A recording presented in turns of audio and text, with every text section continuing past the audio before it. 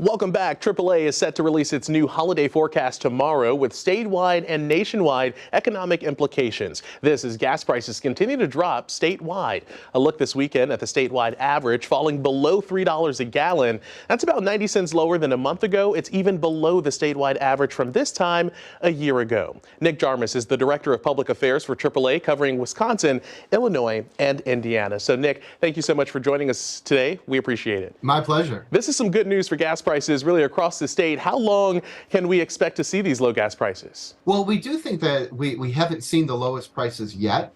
We've seen about a $2 decrease from the all-time high that peaked in June. And as you said, about $1 of that decrease has come just in the last month. So that pace of decline that we've seen over the past month probably isn't sustainable, but we do think that we'll continue to see a downward trend, at least through the spring. Yeah, that's some good news, especially as the holiday travel season ramps up. Can you talk about what we're seeing in terms of gas price fluctuation across the state? What are we seeing from maybe southeast Wisconsin to northwest Wisconsin, northeast Wisconsin, just all across Wisconsin? How are gas prices fluctuating? Well, we typically see prices lower in the south and eastern part of the state, higher in the northern and western part of the states. That's more due to the transportation costs of getting the fuel from the pipeline depots out to the service stations over the road with trucks, which is the most expensive way to ship gas. Whereas if you're closer to a pipeline, that's the least expensive way to ship gas, and you benefit with lower prices there. As we talk about holiday travel and that season really ramping up, what is the correlation between the gas prices that we're seeing as they continue to drop and that travel on the roads? Well, there's not really that strong of a correlation between the gas prices and travel, especially when you're talking about travel during these peak holiday and keystone holidays.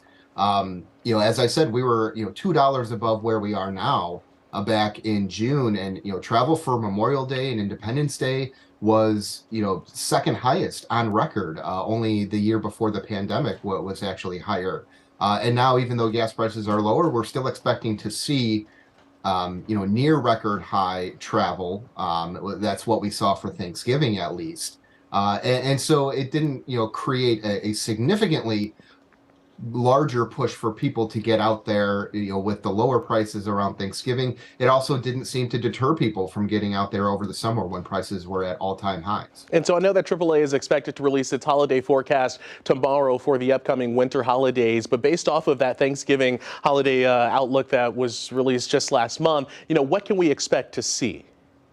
Yeah, I mean, it would be surprising to see anything significantly different than we did for Thanksgiving. Not much has really changed in the last couple of weeks in terms of the underlying factors. And we saw significant numbers of people hitting the road. Air travel in particular was up significantly. And here in Wisconsin, we actually set a new all-time record for air travel for Thanksgiving, despite the fact that airfares are significantly higher than they were this time last year. Nick Jarmus with AAA joining us today. Thank you so much for your time and your analysis. We appreciate it. Thanks for having me. Up next, the tree lighting at the Capitol.